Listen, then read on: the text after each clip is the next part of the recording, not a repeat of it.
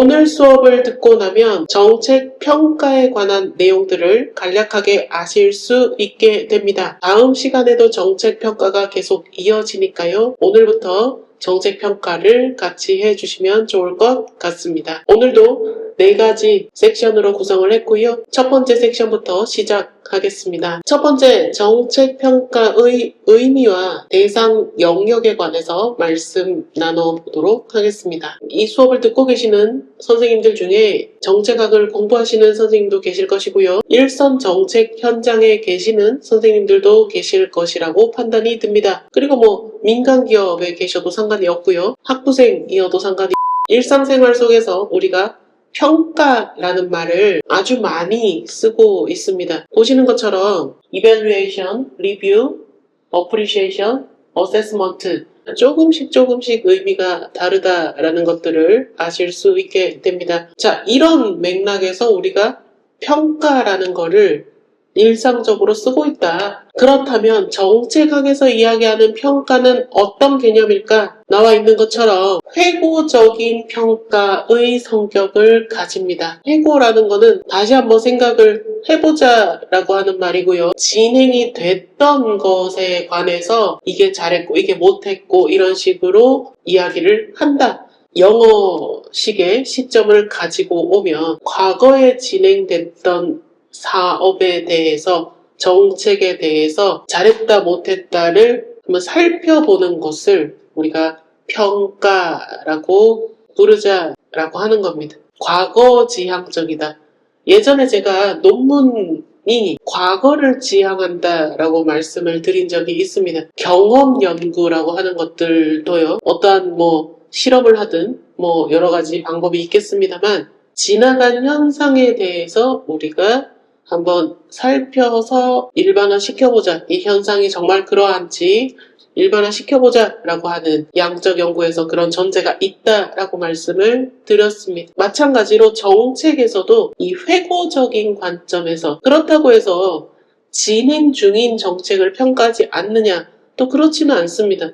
간혹 진행 중인 정책도 평가를 하긴 하지만 많은 사람들 이 합의한 바로는 지나간 사업에 대해서 이건 잘했고 이건 좀 개선이 필요하고 이런 식으로 이야기를 나눠보자 라고 하는 것에 좀 합의가 되어 있다 이렇게 이해해 주셔도 좋을 것 같습니다. 자, 그래서 회고라는 게 강하기 때문에 원인이 있고 결과가 있겠죠. 그걸 우리가 cause and effect라고 하기도 하고요. 또 있어 보이는 말로 causality라고 하기도 합니다. 어쨌든 이 원인 되는 게 있어야 이 결과 되는 게 있다. 이렇게 봐주시면 좋을 것 같고요. 이 평가는 무엇을 하게 되느냐? 지난 강의에서 이 의제가 형성되기 위해서는 나 불편해요. 아니면 우리 모두가 이거는 개선이 되었으면 좋겠어요 라고 하는 의제가 세팅이 된다라고 했습니다. 그런 문제가 있을 때 정부가 개입해서 문제를 정말 해결했는지 안 했는지를 가장 우선해서 살펴봐야 된다라고 하는 겁니다. 정말 그게 개입이 적절하게 이루어졌는가, 우리 세금을 통해서 정말 필요한 곳에 세금이 쓰였는가, 이거와도 맥락을 같이 한다라고 볼 수가 있습니다. 자, 그러면서 이 정책 평가도요, 우리 과학적 연구 방법과 마찬가지로 논문 쓸 때 제가 시즌 1과 시즌 2에서 다뤘던 주제이기도 하죠. 과학적 연구 방법을 적용해서 정책의 타당도를 높일 수 있더라 하는 것까지 같이 봐주시면 좋을 것 같습니다. 자, 그리고 정책의 범위에 관해 가지고 조금 더 깊이 들어가 보면요. 실질적인 정책, 우리가 이야기하는 것들, 이 현상을 다루고 있는 모든 실질적인 것들이 여기에 정책평가 대상에 해당이 되고요. 그리고 실제로 정책이 추진되는 과정이 있어가지고 이 과정이 제대로 작동을 했는지 안 했는지를 살펴볼 수도 있습니다. 그걸 우리가 조금 있어 보이는 말로 과정 지향적이라고 얘기를 합니다. 자, 과정을 살펴보든 아니면 전체 정책의 대상을 다 다루든 간에 정부가 개입해서 했던 것들이 정책 평가의 대상이 될 수 있다. 이렇게 봐주시면 좋을 것 같습니다. 자, 그리고 학자들마다 여러 가지 표현들을 남겨주셨는데요. 뭐 의미론적 자성이다. 뭐 이렇게 어떤 평가를 하게 되면 함의가 있습니다. 이 정책은 이렇게 해서 이런 것들을 앞으로 해볼 수 있을 것이다. 아니면 이건 이렇게 했던 것 때문인 것으로 추정된다. 이런 식으로 뭔가 의미가 붙죠, 뒤에. 그리고 또 인사이트를 제공해 주기도 합니다. 자, 그런 식으로 의미라든지 인사이트가 갖다 붙는단 말이에요. 논문도 마찬가지로 이렇게 우리가 직업병처럼 느껴지시죠? 정책에서도 이런 의미가 붙는 자석 같다. 이렇게 보시는 분도 계셨고요. 자, 그리고 조금 더 명확하게 보면 이건 앞으로 해서 될 거, 하지 않아도 될 거. 실제로 제가 정책 평가 같은 거 하면 향후에 이 실무진들, 뭐 주무관님들이라고 하는 실무진들께서 이거는 내년도 사업에 반영해야 될 거, 아니면 내년도 사업에서는 개선이나 폐지가 되면 좋겠다라고 권고를 하기도 합니다. 뭐 어떻게 해라 마라 소리를 못하니까 그냥 권고를 하는데요. 그럴 때 필요 있는 것과 필요 없는 것을 나누는 게 정책 평가다. 이렇게 또 정의를 내리신 학자도 계십니다. 전반적으로 살펴보면 이 정부가 개입해서 했던 활동이 정말 그 목적에 맞게 추진되었는지를 한번 살펴보는 것이 정책 평가라고 봐주시면 좋을 것 같고요. 이 정책 평가는 과정의 평가도 있겠지만 실제로 이미 지나간 것들을 회고하는 성격이 더 강하더라 라고 하는 것들을 보실 수가 있습니다.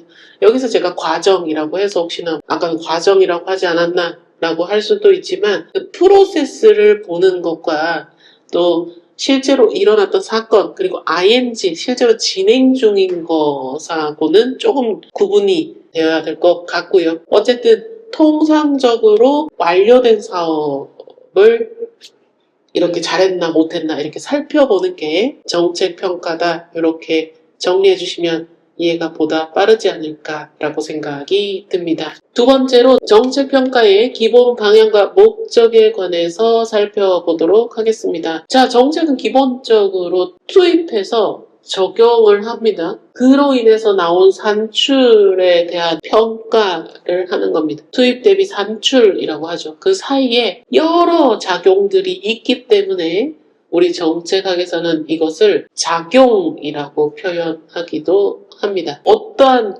작용에 의해서 나온 아웃풋 결과이기 때문에 이거를 다른 형태로 보면 임팩트, 영향을 받은 거기 때문에 임팩트라고 하기도 합니다. 우리 보통 막 소셜벤처나 사회적 경제 영역에서 임팩트라는 말 생각보다 많이 씁니다. 투입, 산출이 있는데 이 중간에 작용이 있고 그 작용의 결과 아웃풋을 우리는 다른 이름으로 임팩트라고 하기도 한다라고 이해해 주시면 좋을 것 같습니다. 자, 그리고 평가는 이 투입 대비 산출의 결과를 보는 거기 때문에요. 우리가 의제 형성이 어떻게 되었다, 그리고 이건 어떤 의미를 가진다, 이런 것들은 물론 참고는 하겠습니다만 실제로 정책을 평가하는 데 있어가지고는 투입 대비 산출을 더 중요하게 보더라라고 하는 것들을 이해해 주시면 좋을 것 같습니다. 뭐 마케팅 전공하신 분들 또 이런 화두가 있었을 겁니다. 마케팅이 과학이니 이런 화두가 70년대에 있었다라는 것들을 아마 한 번쯤은 들어보셨을 텐데요. 정책 평가에서도 이런 비슷한 논의가 있었습니다. 정책 평가가 과연 연구라고 할 수 있는가? 우리 뭐 나라 상태에서 연구 용역하는 거는 연구라고 합니다. 뭐 이거는 학자들마다의 이런 차이가 있기 때문에 이게 연구다 아니다라고 단정 짓기는 어려울 것 같습니다. 그러나 한 가지 공통적인 게 있는데 이 자체는 유용해야 된다라는 겁니다. 실제로 유용성을 가져야 한다. 이 우리 사회를 이롭게 하기도 해야 되고, 그리고 더 나은 정책을 만드는 이 증거가 돼야 된다 라고 하는 것에는 이견이 거의 없습니다. 자, 그리고 정책은 실무자 지향성이라고 하는데요. 실제로 이게 뜬구름 잡는 게 아니라 이 정책 평가는 실무자에게 도움이 되는 방향으로 평가가 이루어져야 된다라고 하는 겁니다. 평가를 하고 나서 실제로 실무자들에게 어떤 인사이트가 있는지, 그리고 차년도 예산 수립이나 차년도 정책 수립에 이 평가가 어떤 영향을 줄 수 있는지를 기술을 해줘야 된다라는 겁니다. 그리고 정책 평가에 있어가지고는 이 정책의 과정을 더 나은 것으로 만드는 것, 이런 것들이 좀 포함되어야 되고요. 그리고 정책 평가를 하는 것 중에 하나는 요즘에는 이렇게 몇 년 있다가 또 다른 부서로 가고 이렇게 이동을 한단 말이에요. 순환한단 말이에요. 근데 그럼에도 불구하고 이 담당자가 이 정책을 맡았을 때 잘했는지 못했는지도 본단 말이에요. 그러면 그걸 우리가 있어 보이는 말로 책무성이라고 합니다. 정책의 뭐 책임성이라고 하기도 하고요. 그래서 웬만한 평가는 잘 나와야 됩니다. 못했는데 어떻게 잘했다고. 기준에 맞게 평가하는 것이 가장 중요하다라고 할 수가 있겠습니다. 예를 들어서 누구랑 친하게 지낸다고 점수 잘 주고 그게 되겠습니까? 그럴 거면 평가를 왜 합니까? 실제로 정책은 기준에 맞게 평가가 돼야 된다. 물론 이게 그렇게 말처럼 쉬운 게 아니라는 것도 잘 알고 있습니다만 그런 방향을 지향해야 한다라고 하는 것들을 또 말씀드리고 싶습니다. 그렇다면 정책의 성공과 실패는 어떻게 판정할 수 있는가를 살펴보도록 하겠습니다. 자, 앞서 말씀드린 것처럼 정책이 개입되어가지고 추진됐을 때 실제로 그 문제라는 것이 잘 해소되었는지를 살펴보는 게 가장 주안점으로 두어야 됩니다. 평가 결과가 실제로 정책 목표가 있었어요. 정책 목표가 있는데 거기에 준해서 이 정도면 성공했다라고 보는 관점, 그걸 우리가 예전에 허용 수준, 용인 수준이라고 했습니다. 근데 그 용인 수준에도 미치지 못했다라고 한다면 정책 실패라고 볼 수가 있죠. 이게 약간 그런 게 있는 것 같습니다. 정책이 보면 이 투입이 돼서 우상향 그래프를 그리는 거를 대부분 다 잘했다라고 생각을 할 겁니다. 그런데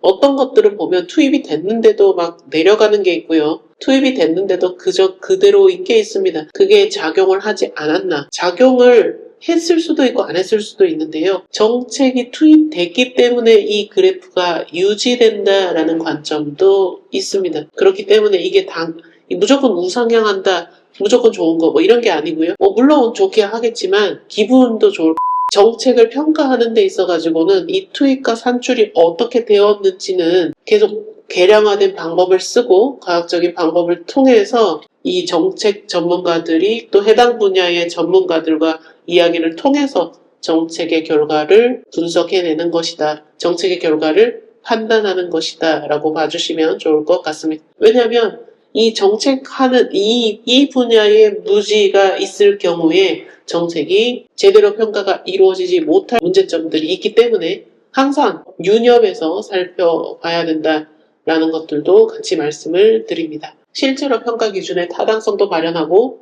평가자의 주관성도 배제해야 됨을 말씀을 드립니다. 내가 이거 마음에 든다고 해서 좋은 점수 주고 마음에 안 든다고 해서 나쁜 점수 줄 거면 그 평가 왜 합니까? 실제로 투입 대비 산출을 봐야 되고 그 과정에서 문제 해결이 잘 이루어졌는지 안 졌는지를 봐야 된다라고 하는 것들을 다시 한번 강조를 드립니다. 오늘 마지막으로 할 거는요. 인과관계를 어떻게 볼 것인가. 제가 사회과학 연구 방법을 할 때도 그랬습니다. 상관관계인데 그게 여러 가지로 해석이 될 수 있다 이렇게 봤는데 우리 정책학에서는 인과관계 기준을 어떻게 설정하고 있는지를 살펴보고 마무리하도록 하겠습니다. 우리 정책학에서는요. 크게 세 가지 기준을 두고 있습니다. 첫 번째, 원인과 결과 간의 인접성입니다. 좀 뭔가 이 여러 요인들이 있겠지만 이 요인들 간에는 좀 인접하는 게 있어야 되지 않나라고 하는 그런 기준이 하나가 있고요. 그리고 두 번째로 시간적 선후행성입니다. 원인 되는 게 먼저 일어나고 결과 되는 게 그 이후에 일어나야 된다라고 하는 겁니다. 선후행인 거죠. 동시에 일어나면 이게 인과관계는 아니지 않습니까? 그러니까 여기에서 설정을 하는 거는 좀 인접해 있고 선후행이 정해져 있고 이렇게 일단 살펴보시고요. 그리고 세 번째로는 이 개념들이 상시적으로 연결되어 있다라고 하는 것들을 말씀드립니다. 좀 그러니까 뭐 비슷하죠. 비슷한 요인들이 있는데 선후행이 먼저 일어나고 좀 연결성도 있다. 이렇게 보는 게 우리 정책학에서 인과관계, 평가할 때 인과관계를 가르는 그런 기준이 될 수 있다. 이렇게 말씀을 드리고 싶습니다. 자, 그리고 타당도 이렇게 얘기를 하는데 예전에 제가 뭐 우리 연구 척도 이런 거, 척도의 신뢰도, 타당도 이런 거 얘기한 적이 있습니다. 시즌 1과 2에서요. 자, 그런 것처럼 평가의 타당성은 어떤 게 있는가? 평가 도구가 타당한 것을 쓰는가? 라는 것들을 먼저 살펴볼 수가 있고요. 결론이 이 기승전결처럼 정말 이 논의 안에서 이루어지고 있는가? 그런 타당성을 얘기를 하는 거고요. 그리고 내적 타당성과 외적 타당성, 여기에서는 평가에서는요, 이 평가 체계라든지 평가로 인해서 나오는 그 평가 결과들이 타당한 건지를 보는 게 내적 타당성이라면, 이 기준으로 다른 것들을 살펴보더라도 비슷한 타당성이라고 할 수 있는지를 보는 것을 외적 타당성, 평가에서 외적 타당성이라고 합니다. 뭔가 비슷한 듯, 사회과학 연구와 비슷한 듯 아닌 듯 하지만 거기에서 차용을 해온 것이라고 봐도 무방하니까 비슷한 개념으로 받아들이시면 좋을 것 같습니다. 자, 그렇다면 인과관계가 이게 참 어렵다라고 했습니다. 그런데 알려진 인과관계의 오류는 어떤 것들이 있는가만 살펴보고 마무리하도록 하겠습니다. 첫 번째로 허위 관계입니다. 이게 서로 영향을 미치는 관계가 아닌데 이 영향을 미쳤다라고 하는 거예요. 예전에 아이스크림 판매량이 늘어날수록 익사자가 증가하더라. 이런 예전에 오미티드 베리어블, 숨겨진 변수 얘기할 때 이런 사례를 들었던 적이 있습니다. 이 관계가 허위 관계잖아요. 인과가 아닌데 그렇게 마치 보여지는 것 같은 게 허위 관계라는 겁니다. 그런 것들을 항상 잘 볼 수 있어야 합니다. 이게 내 정책이고 내가 맡은 사업이고 평가를 잘 받고 싶은 마음에 그런 걸 강요할 수도 있고 아니면 그런 걸 알면서도 그렇게 허위 관계를 얘기할 수도 있는데 우리가 평가하는 입장이 됐을 때는 평가가 타당하게 이루어져야 되기 때문에 이런 허위 관계를 잘 구분해내는 것도 평가자의 역량이라고 할 수가 있겠습니다. 자, 그리고 요거 하나는 또 기억하고 계셔도 좋을 것 같긴 한데요. 크리밍 효과라고 있습니다.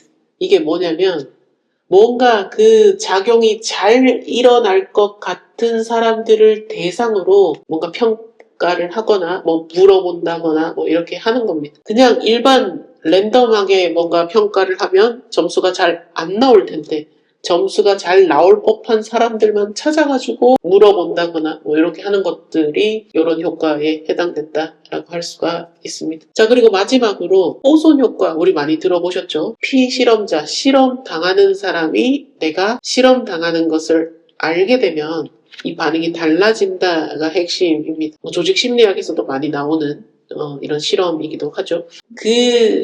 그것처럼 정책에서도 이 평가를 할 때 이 대상자가 효손 효과처럼 이렇게 응답을 보일 수가 있다라고 하는 것들도 한번 주의 깊게 살펴보셔야 합니다. 그래서 저는 가끔 실험 같은 거 설계할 때 사회과학에서 이런 것들을 인지하면서도 인지하지 못하는 작은 물을 살짝 뭔가를 바꾼다거나 자기가 피실험자인 거 다 아는데도 응답을 잘 하겠지만 그 응답과 별개로 어떤 작은 물이 있고 없고의 차이에 있어서 사람들의 반응이 달라지는가를 또 설계할 수도 있는데 정책의 어떤 평가에 있어서도 어떻게 평가를 설계하는지에 관해서는 다음 시간에 이어서 진행하도록 하겠습니다. 오늘 수업도 유의미했다면 좋아요를 눌러주시고요. 내가 구독하는 리스트에 텐레비전이라는 채널이 있어도 괜찮겠다라는 생각이 드시고 알림도 받고 싶고 새로운 영상 나왔을 때 다시 찾아오고 싶다 그러면 구독 버튼 눌러주시면 다음 에피소드 만드는 큰 힘이 됩니다. 불철주야 학업에 매진하시는 선생님들을 응원합니다.